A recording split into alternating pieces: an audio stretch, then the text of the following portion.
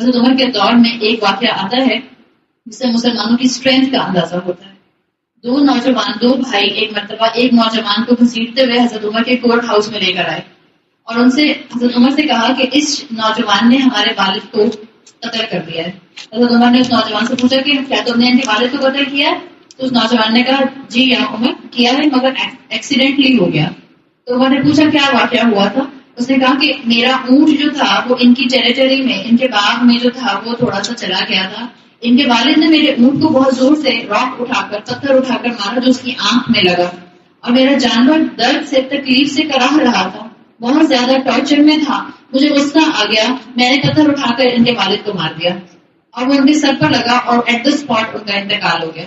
اس کا مطلب ایکسیڈنٹ تھا, اس کی انٹینشن نہیں تھی, قتل خطا تھا. حضرت عمر نوجوان لڑکا تھا. حضرت عمر نے ان دونوں بھائیوں سے کہا کہ کیا آپ اس کو معاف کرتے ہیں اس لیے کہ ایکسیڈنٹ میں یہ ہوا. تو ان دونوں بھائیوں نے کہا کہ نہیں ہم معاف نہیں کرتے, ہمیں قصاص چاہیے, ہمیں ریٹریبیوشن چاہیے. حضرت عمر نے کہا کہ ٹھیک ہے کیونکہ یہ سامنے ولی کھڑے ہیں جو مقتول ہے اس کے, تب جو انہوں نے کہہ دیا قصاص لینا ہے تو حکومت کو قصاص لینا پڑے گا.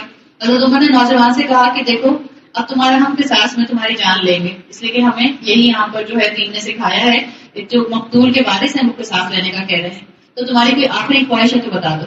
اس نوجوان نے کہا کہ میری آخری خواہش یہ ہے کہ آپ مجھے 3 دن دیجیے, میرے والد کا انتقال ہو چکا ہے, میرا ایک چھوٹا بھائی ہے, میرے والد نے میرے حوالے اپنے چھوٹے بھائی کے لیے کچھ مال کیا ہوا ہے, وہ میں نے ہڈن پلیس پر رکھا ہوا ہے, اتنی مجھے مہلت دے دیں کہ میں اپنے گھر واپس جاؤں اور وہ مال کہاں سے نکال کر اپنے بھائی کے حوالے کر دوں, پھر میں واپس آ جاؤں گا. حضرت عمر کو لگا یہ کہانی سنا رہا ہے. حضرت عمر نے کہا تم کیسی باتیں کر رہے ہو؟ اس نے کہا کہ آپ مجھ پر ٹرسٹ کریں, میں واپس آؤں گا. عمر نے کہا کہ ٹھیک ہے میں تمہیں جانے دوں گا, تم اپنا ایک گارنٹر مجھے دے کر جاؤ. گارنٹر مطلب جو گارنٹی دے گی تم واپس آؤ گے کنفرم. اس نوجوان نے عمر کے کورٹ ہاؤس میں نظر دوڑا کر دیکھا, سب نے نظریں جھکا لی. اس نوجوان نے اونچی آواز میں پوچھا کہ کوئی میرا گارنٹر بنے گا, کوئی میری گارنٹی لے گا؟ کوئی نہیں بولا. پھر ایک ہاتھ پیچھے سے اٹھا اور وہ ہاتھ تھا ابو ذر غفاری کا. حضرت ابو ذر غفاری انہوں نے ہاتھ اٹھایا, انہوں نے کہا عمر میں اس نوجوان کا گارنٹر بنتا ہوں. اور گارنٹر کا مطلب کیا تھا؟ اگر یہ نوجوان واپس نہ آیا تو کیا ہوگا؟ ابو ذر غفاری کا سر قلم کر دیا جائے گا, اس لیے گارنٹر بنے تھے. حضرت عمر نے اس شخص کو اس نوجوان کو جانے دیا. یہ نوجوان چلا گیا. پہلا دن گزرا. کتنے دن کی مہلت لے کے گیا تھا؟ 3 دن. پہلا دن گزرا, دوسرا دن گزرا, تیسرا دن گزرا, عصر کا وقت آ گیا, یہ نوجوان نہیں آیا. یہ دونوں بھائی ابو ذر غفاری کے گھر پر آئے اور ان سے کہا کہ ہمارے ساتھ عمر کے کورٹ ہاؤس میں چلیے. ابو ذر غفاری نے کہا کہ ٹھیک ہے میں چلنے کو تیار ہوں لیکن دن مغرب پر ختم ہوتا ہے. انہوں نے کہا ٹھیک ہے چلیے. تو یہ ابو ذر غفاری کو اپنے ساتھ لے کر عمر کے کورٹ ہاؤس کی طرف چل پڑے. اب یہ مدینہ کے اندر یہ بات مشہور ہو گئی تھی 3 دن سے کہ ابو ذر غفاری گارنٹر بن کر, ابو ذر غفاری ایک بہت بڑے صحابہ میں سے آتے ہیں, یہ ایک نوجوان کے گارنٹر بن گئے ہیں اور کہیں ایسا نہ ہو کہ اس نوجوان کی غلطی کی وجہ سے ان کی جان قربان ہو جائے. تو سب کنسرن تھے اس وقت ان صحابی کے لیے. سب نے پیچھے پیچھے ان تینوں کے چلنا شروع کر دیا اور جب یہ کورٹ ہاؤس میں پہنچے تو کورٹ ہاؤس جام پیک تھا, اس لیے کہ مدینہ کے تمام لوگ جو تھے وہ اس کورٹ ہاؤس کے اندر باہر اکٹھے تھے یہ صرف دیکھنے کے لیے کہ کیا فیصلہ ہوتا ہے, کہ یہ دونوں بھائی ابو ذر غفاری کو اس لڑکے کے نہ آنے کی وجہ سے معاف کر دیں گے یا بدلہ لیں گے, ریٹریبیوشن کا ساتھ لیا جائے گا. انتظار کے لمحے جو تھے وہ گزر رہے تھے.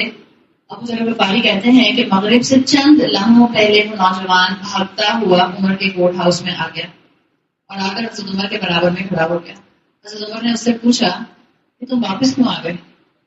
یہ بتاؤ تمہیں کیا چیز واپس لے کر آئی؟ میں نے تمہارے پیچھے کوئی سپاہی نہیں بھیجے, کوئی جاسوس نہیں بھیجے, میں نے کوئی سپاہی تمہارے پیچھے نہیں بھیجے, میں نے تمہارے پیچھے فالو کرنے کے لیے کسی کو نہیں بھیجا, تم واپس کیسے آ گئے؟ تو اس نے کہا کہ یہ کیسے ہو سکتا تھا, میں یہ نہیں چاہتا تھا کہ میں ایک وعدہ کر کے جاؤں مسلمان ہوتے ہوئے اور پھر کل کو لوگ یہ کہیں کہ مسلمان نے وعدہ کیا اور اس کو پورا نہیں کیا. میں مسلمان ہوں, میں نے وعدہ کیا اور میں نے اس کو پورا کرنا. میرا سوچ کہہ رہا ہے کہ میں کیسے یہ کر سکتا تھا کہ وہ مسلمان ہو کر وعدہ پورا نہ کرتا. ہم ذرا اپنی زندگیوں پر نظر ڈالیں, ہم بغیر سوچے سمجھے کمٹمنٹس کر رہے ہوتے ہیں اور بغیر سوچے سمجھے کمٹمنٹس توڑ بھی رہے ہوتے ہیں اور ہمیں احساس نہیں ہوتا کہ ہم وعدے توڑ رہے ہیں, وعدہ خلافی کر رہے ہیں. حضرت عمر نے ابو ذر غفاری سے پوچھا, ابو ذر آپ کو کس چیز نے اس لڑکے کا گارنٹر بنایا جبکہ آپ اس کو جانتے نہیں تھے؟ انہوں نے کہا کہ میں نے یہ سوچا جب اس لڑکے نے مدد کے لیے پورے کورٹ ہاؤس میں آواز دی، میں نے یہ سوچا کہ کہیں لوگ آئندہ یہ نہ کہیں کہ ایک مسلمان نے دوسرے مسلمان کو مدد کے لیے پکارا اور کوئی مسلمان اس کی مدد کرنے والا نہ تھا. میں یہ نہیں چاہتا تھا، تو میں نے اس کی گارنٹی لے لی. یہ دونوں بھائی کھڑے یہ سن رہے تھے.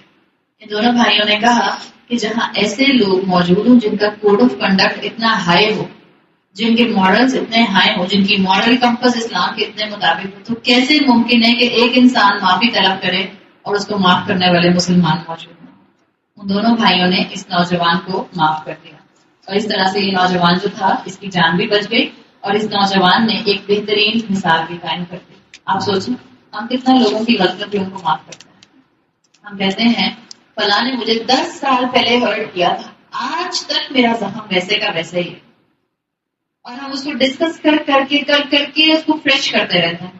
آپ کے ہاتھ میں زخم ہو، آپ ٹوتھ پک سے اس کو اسکریچ کرتی رہیں، کبھی آپ کا زخم ٹھیک ہوگا؟ کبھی نہیں ٹھیک ہوگا.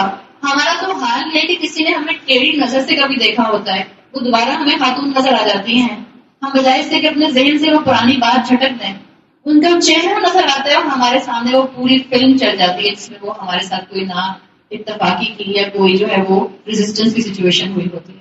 تو ہم کیسے ایسے مسلمان بنیں گے کہ جب کوئی مسلمان معافی مانگے اور ہم اس کو معاف کر دیں؟